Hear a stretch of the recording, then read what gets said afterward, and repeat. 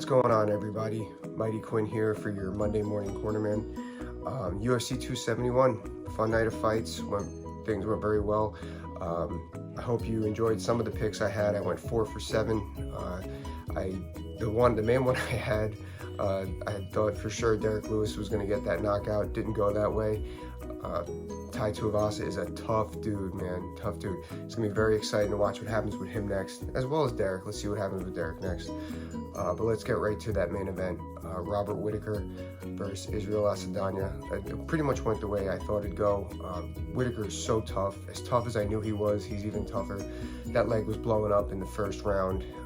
I thought for sure that his knee was busted. I was like, this guy's going to get finished by the third. And he just stuck it out. That was insane. Jab left hand heavy, which that left hook was landing a lot.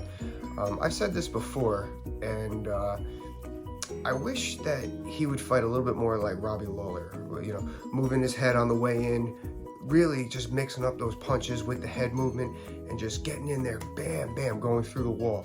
I think if he did that more in this fight, he'd be a lot more effective. I thought he could have won, I said all week, the way Robbie beat Carlos Condit. That's what I would have done. That's how I thought it was going to play out.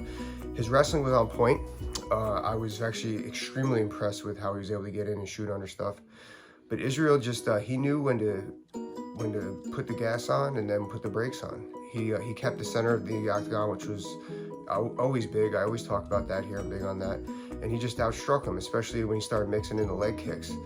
The body kicks. I'm sorry about that. It was a really fun fight to watch. It really did. It was another one of those that had everything. Great entertainer in Israel. Now, that being said, I know everyone was hot on Sean Strickland last week. I was talking with a friend of mine. I don't see Sean Strickland beating any of those guys. I don't see him beating Cannonier either. I think that Sean Strickland needs to fight Derek Brunson next to see which direction both of those guys are going, and we'll see from there who wins. You know, I think that's going to be the fight to make next. Back to the main event, I really would like to get Matt Pena's thoughts on this, on how Robert Whitaker moves. I know he's a Whitaker fan, and I would love to hear him break him down. So maybe we'll get him on here sometime, just talk about forward pressure with the boxing. That's what I got, guys. Like I said, I just think Robert Whitaker's tough. I think that, much like what the announcer said, he could have used that right hand a little more, you know, throwing that head offline, especially when Israel was in that left-handed stance. You know, that's what I used to like to do to guys, throwing the head offline, coming back up with that hook that he was landing 3-4 times. He just looked a little, and not even boxing, he looked a little jab, hook, wrestling, jab, hook, wrestling.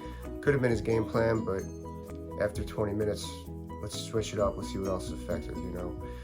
Or, you know, as tough as he is, maybe he was more hurt than I'm giving him credit. You know, so that's a possibility too. But next week, we got a bunch of fights coming up. Oh, and this week on the cornerman_MMA, check us out. Happy Super Bowl Sunday, by the way. On the cornerman MMA, Kayla Harrison's coming on Tuesday evening. And then George Masvidal is going to come on Thursday evening, and I'm really looking forward to that. I'm going to ask him about what he thinks about the Joe Rogan situation, and just enjoy your Super Bowl Sunday, guys. Have a good one.